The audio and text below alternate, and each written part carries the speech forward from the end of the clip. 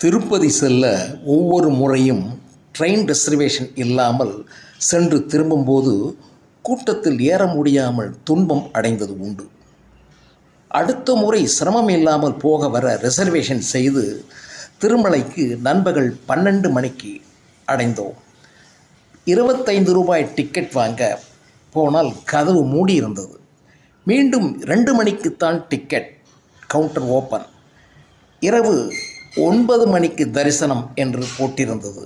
ஆஹா, மாலை 5:30 மணிக்கு return train ticket waste, cancel பண்ண முடியாது என்று முடிவாகிவிட்டது எனக்கு. ஆனால் அப்போது திடீரென்று ஒருவர் என்னிடம், ஏற்கனவே அவர் வாங்கியிருந்த 4 டிக்கெட் இருக்கு, வாங்க முடியுமா என்றார். உடனே அதை வாங்கிக் கொண்டு 2 டிக்கெட் எங்களுக்கும் மற்றதையும் வேறு இருவர்களுக்கும் விற்றுவிட்டேன். சிறுவர்களுக்கு டிக்கெட் இல்லாததால் அவர்களை அழைத்து கொண்டு முன் சென்ற அந்த இருவர் பின்னால் ஓடினோம். 25 ரூபாய் டிக்கெட்டுகளை பெற்றுக்கொண்டு அந்த இருவர் பின்னால் அந்த அறையில் நுழையும் போது எங்களை காவலாளி மேலும் உள்ளே போக விடாமல் அடுத்த காலியான அறைக்கு போகும்படி சொல்லி அவர் இருந்த அறையை பூட்டிக் கொண்டார். நாங்கள் நுழைந்த அறையில் தரிசனம் இரவு 11 மணி என்று எழுதியிருந்தது.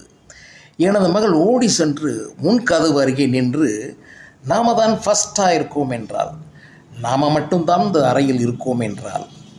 அப்பா, முன்கதவு பூட்டாமல் திறந்து இருக்கு என்றாள். அப்போ போய்கிட்டே இரு என்றேன்.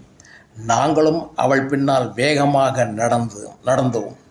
நாங்கள் பக்கவாட்டத்தில் உள்ள மற்ற அறை வாயில்களையெல்லாம் தாண்டி கொண்டு கோபுர வாயில் வந்து சேர்ந்தோம்.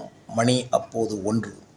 2 மணிக்குள் தரிசனம் கண்டு லட்டும் பெற்று கீழ்த்திருப்பதியில் உணவு உண்டு காத்திருந்த ட்ரெயினில் ஏறினோம்.